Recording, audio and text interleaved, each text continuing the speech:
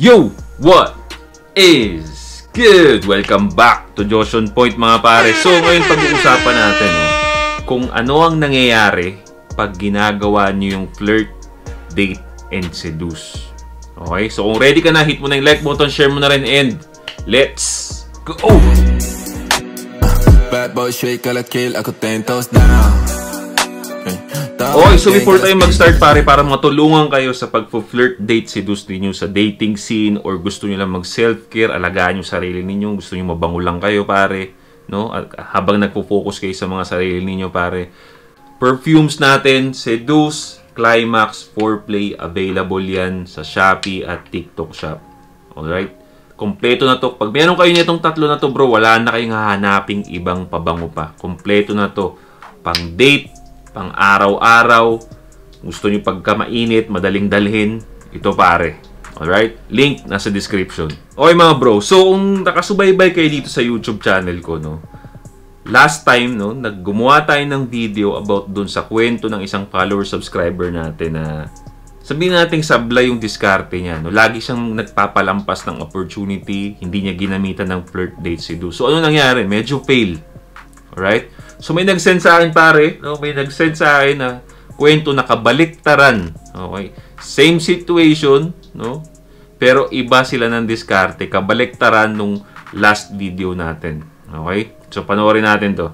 So basahin natin to pare, confidential lahat to pare. Confidential to lahat. Pag nagsisend kayo rito, hanggat maaari hindi ko na ipapakita dyan para para maiwasan natin yung specific information. No? Safe kayo dito pare. So yung mga kwento ninyo, safe yan. No?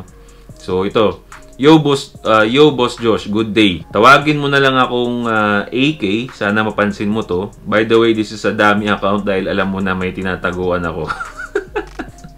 So dummy account to pare, halata kasi yung profile pic niya halatang dummy account talaga. I'm 30 years old, IT head on our company. IT head na naman, Brad. Di ba? Kung napanood ninyo, kung nakasubaybay kayo rito pare, last week, no? Yung last video natin, tignan niyo yun, IT head din yun. No, ito pare, kaya ginawa ko to ng video kasi IT head din to. O, ewan ko ba ano ba meron sa mga IT pare, no? Mga hayok. Di ba? Ito na nga. So, ayun na nga. May ka-work ako. Nag-start siya sa company early this year. Nung una, wala naman akong paki sa kanya. Kahit magkatabi kami sa table, no? So, again, same na same, pare. Same na same, ha? Same na same nung diskarte nung last video natin. Magka-work din sila, kaka-start lang din nung babae. Meron siyang opportunity kasi magkatabi sila sa table. So, tignan natin. Magmi-miss ba siya ng opportunity? No? Katulad nung last time. Bali, 2 department kami sa isang room.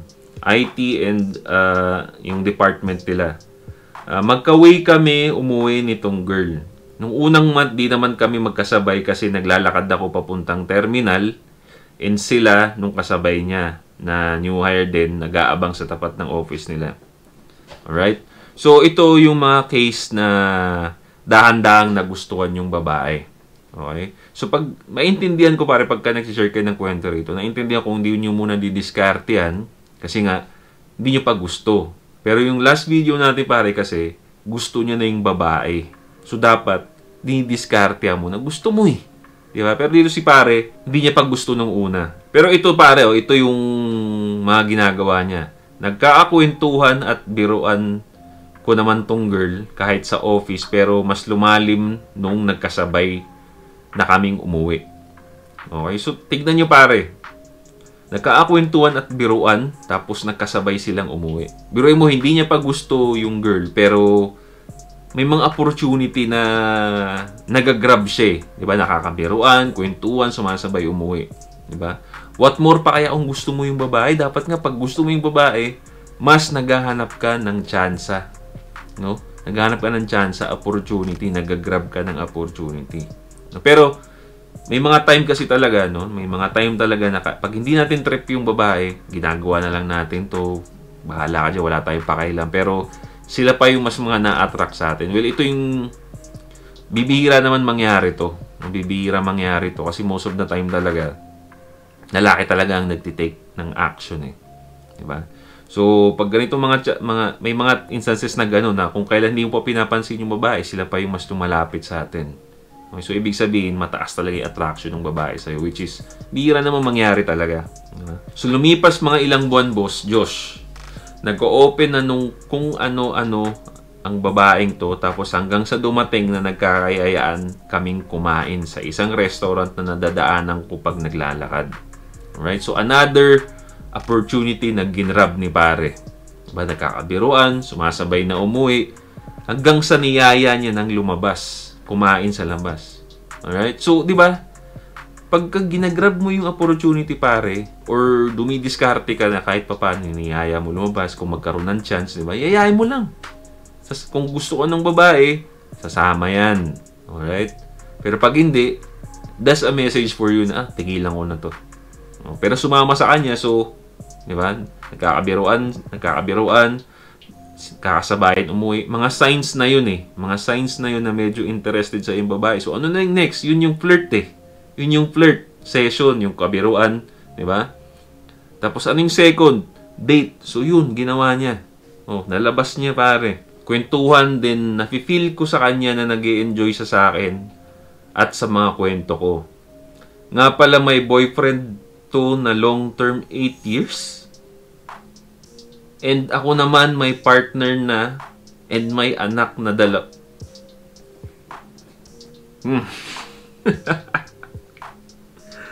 Come on now, bro.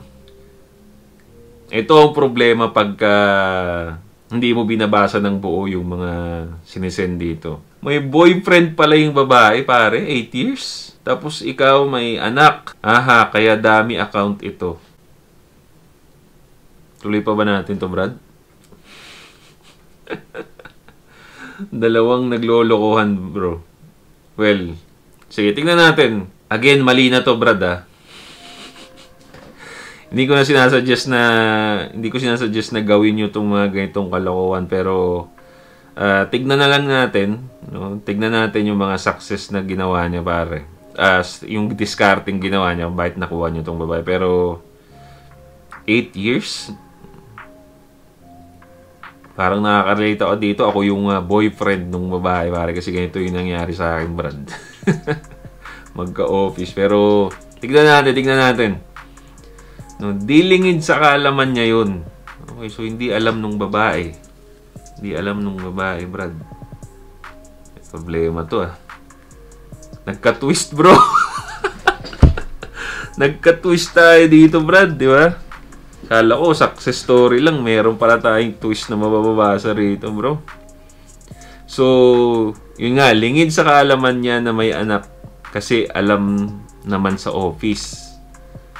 Teka, lingid sa kaalaman niya yun. So, hindi alam ng babae na may anak kasi alam naman sa office. Tama ba? Kahit ganun dumating, naulit paglalabas namin at nalapit kami sa isa't isa. Well, ganun talaga. Pagka nilalabas mo yung babae, diba, at sumasama sa'yo sa mga yaya mo, isa lang ang kakalabasan nun. Kasi gusto ka nung babae, gusto niyang lumalabas kasama niya, gusto niya, nayayain mo siyang lumabas. So, there's no other outcome kundi ang malapit talaga ay sa isa't isa. Eh, lumalabas sa sa'yo. Pag ganun nga yun, pare, kaya nga sinasabi ko sa inyo, mag-flirt date kayo, ay para dun palang malalaman ninyo na gusto kayo ng babae. Para pag hindi, no, hindi niya binabalik yung mga flirt ninyo, hindi sumasama sa date ninyo, pwede nyo nang tapusin kagad, hindi na kayo nag-aaksaya ng oras. Ito flirt date seduce na to, benefit to sa ating mga lalaki. Benefit din to sa mga babae kasi hindi na natin sila ukulitin. Kung ayaw mo sa akin, di alis ako sa'yo. Tapos ayun na nga, Boss Josh, nagtapat itong girl na attractive na daw siya sa akin. Ang talino ko daw kausap at may sense. Diba? So again, malabas na kasama mo eh. Matik na yun, attractive talaga sa'yo. May nakita na yun sa'yo, pare. Alright? So, again, pero hindi ko pa rin inaalis dito na may boyfriend yung babae, may anak siya. Okay? Iaano na lang natin dito yung discarding ginawa niya. Pero mamaya natin pag-usapan yung may boyfriend tsaka may anak. Tapos inamin niya din na Pinlano niya yung makasabay ako umuwi. Tapos umpisa pa lang daw is ako agad yung tumatak sa kanya nung nag-a-apply pa lang daw siya. What? Bro, for the streets to pare. Di ba? May mga twisting turn tayo rito, bro. Di ba? Mga twisting turn tayo dito. Kasi meron siyang 8 years na boyfriend. Di ba? Meron siyang 8 years na boyfriend. Pero, pinaplano niya nang makasabay siyang umuwi. Tapos, sabi niya rito, tumatatak ka daw sa kanya, Brad. Pagpasok pa lang niya. Di ba? Maintindihan ko pa kung na-develop na lang kasi nga lumalabas kayo. Pero, umpisa pa lang, may plano na siya sa'yo. For the streets to pare, ito yung mga tipo ng babae na pumupunta sa isang lugar. Okay? Pumupunta sa isang lugar, naghahanap ng excitement sa ibang lalaki. Brad. Okay? So, again, ang daming twist dito sa kwento mo. Na medyo... Okay, sige. Pero interesting yung kwento mo, pare, kaya itutuloy natin to.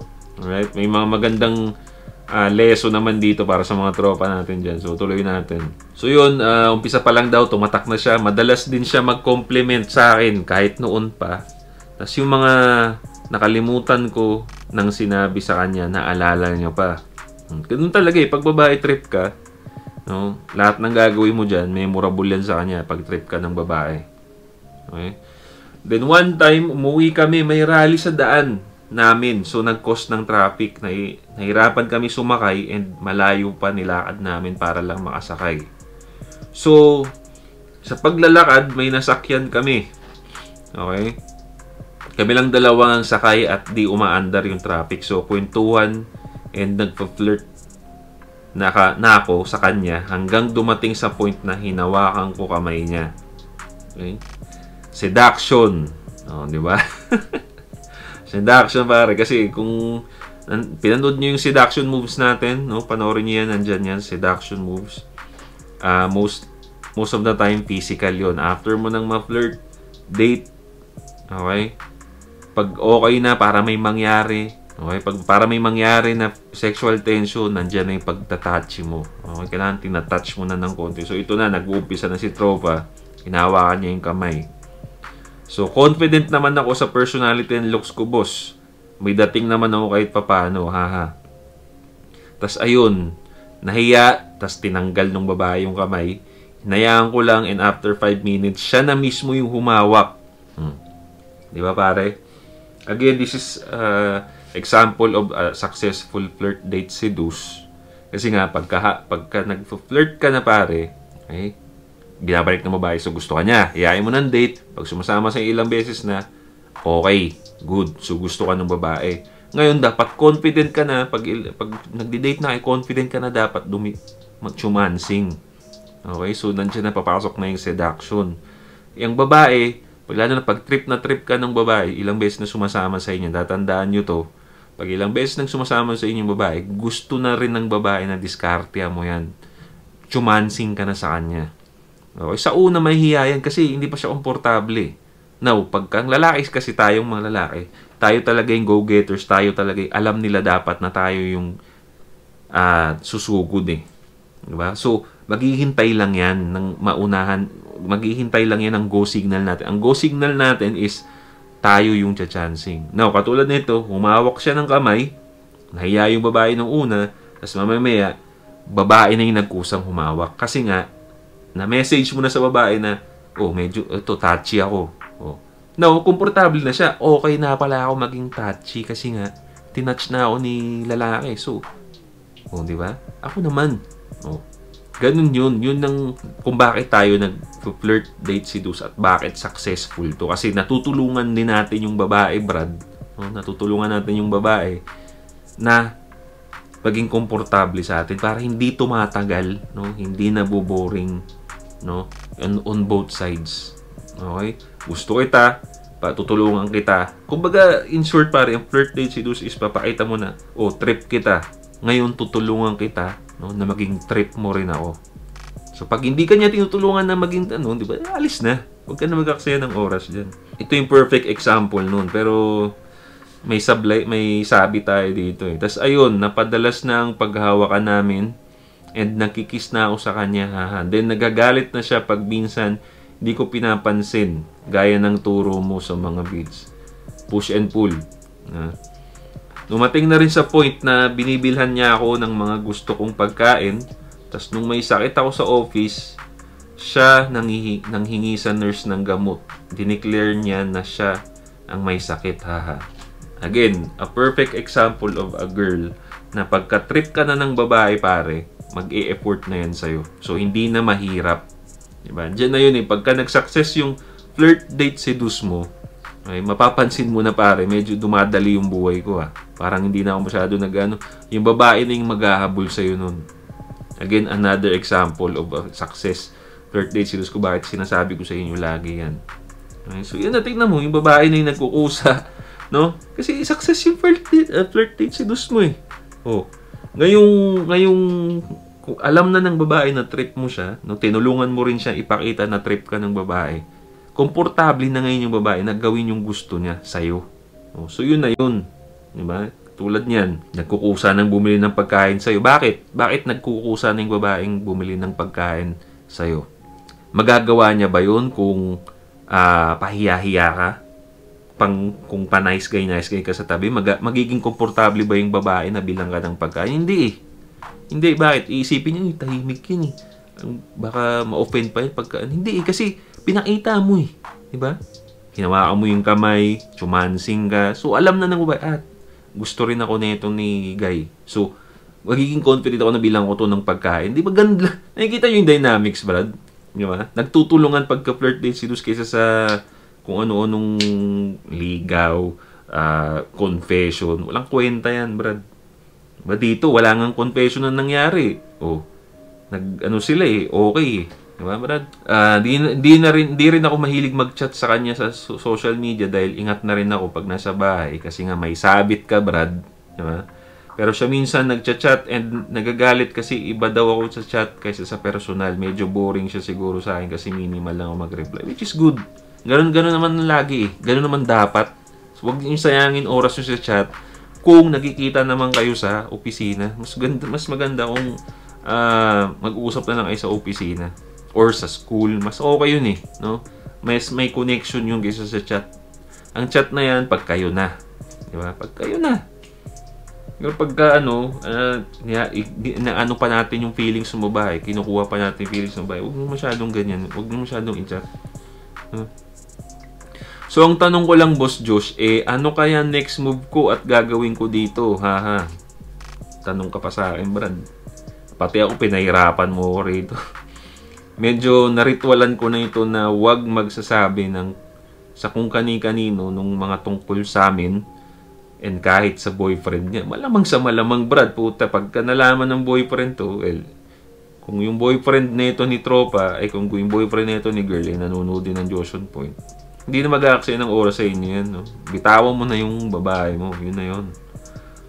At ayun nga, paglalabas kami, sinasabi niya sa boyfriend, sa BF niya, nag-group kami kahit kami lang dalawa. So bad ko, Boss Josh.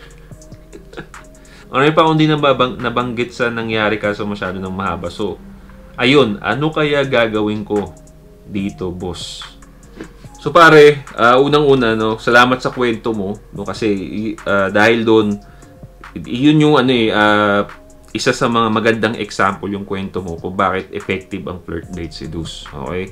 So, yun na yun. Now, ang question mo kung ano ang gagawin mo next, pare, is medyo kabulshitan, Brad. Alright? Unang-una, fact number 1, may anak ka. May anak ka, Brad. Alright? IT head ka pa. Pwede kang matanggal sa trabaho niyan, bro. Pagka legal kayo nung asawa mo kasi adultery ang ginagawa niyo, Brad. Sakit sa ulo yung pinasok mo eh. Sa totoo lang, no? May anak ka, kung kasal kayo noon, sampangan ng kaso yan, tanggal ka sa trabaho mo. Nasabi ko sa'yo, Brad. IT head, malaki sweldo niyan. No? Nasa 6 digit yan. Pwede maging 6 digit yan. So, diba? Dahil sa pussy, Ni-risk mo yun? Pare. Di ba? So, fact number 2, the fact na ikaw ang target, tinatarget ka na niya, kakapasok niya pa lang. Wala ka namang discarding ginawa sa kanya, hindi naman yun overtime nag-build up. Kakapasok pa lang niya, target ka na niya. So, again, sabi ko kanina, this is the type of girl na naghahanap ng excitement sa kahit saan siya pumunta. So, for the streets too, boy. For the streets. Okay? So, isang law, no? Isang law of the bad boys. Kung for the streets yan, hindi na masyadong pinaglalaanan ng pansin yan. Hindi yan sineseryoso, Brad. For the streets yan eh. Di ba? Biruin mo, no? Kung ako nakarinig noon, sabi, ay, tinatarget na ito. So, ibig sabihin, sa lahat ng lugar, mayroon kang tinatarget, di ba? Kakapasok mo lang dito, trip mo na agad ako, wala pa nga akong ginagawa. Oh, di ba, pre? So, tas may 8 years siya na boyfriend na long term. Tapos pupunta ka sa isang lugar, meron ka ng prospect. For the streets yung boy, 304 yan, pare. So, not a good sign. Kahit napaka-bobo mo, pare, para sa akin, ha. Kung ipagpapalit mo yan, knowing na ganun yung galaw niya sa pamilya mo, pare, bobong moves yun. Bobong moves yun, pare. So, hindi kita mapipigilan kung anong gusto mong gawin. Pero masasabi ko lang sa'yo, sakit sa ulo, problema yung pinasok mo. So, nasa sa'yo na yun kung gusto mo na masakit yung ulo mo at problema ang harapin mo in the future. Kasi IT head ka na, bro. Medyo relax ka na dyan kasi medyo malaki-laki pera mo. Dapat nga. Diba? Pero, again, marami sa ating mga kalalakihan ang pumapasok sa gulo. Oh, sakit ng ulo para lang sa pussy. Alright? Na pwede mo namang bilhin yan. Mag-short time ko, talagang hayok na hayok ka. Mag-short time ka na lang, malabas mo yan. Pero,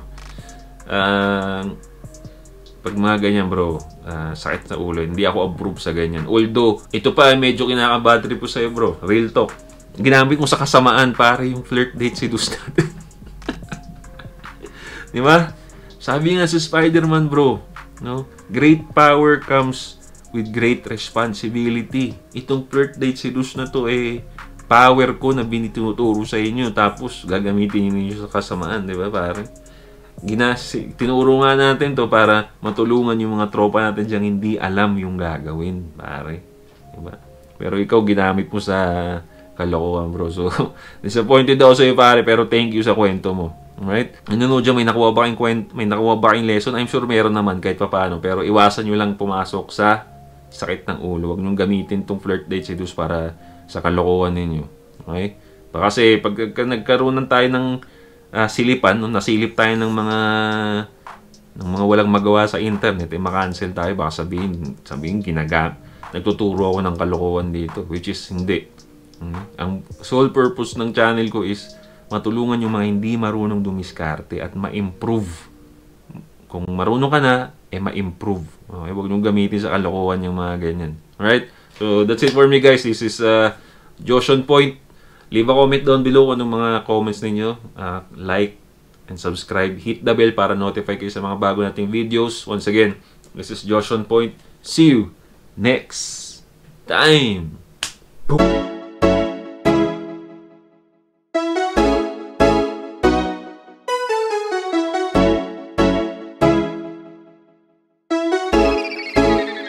GFAB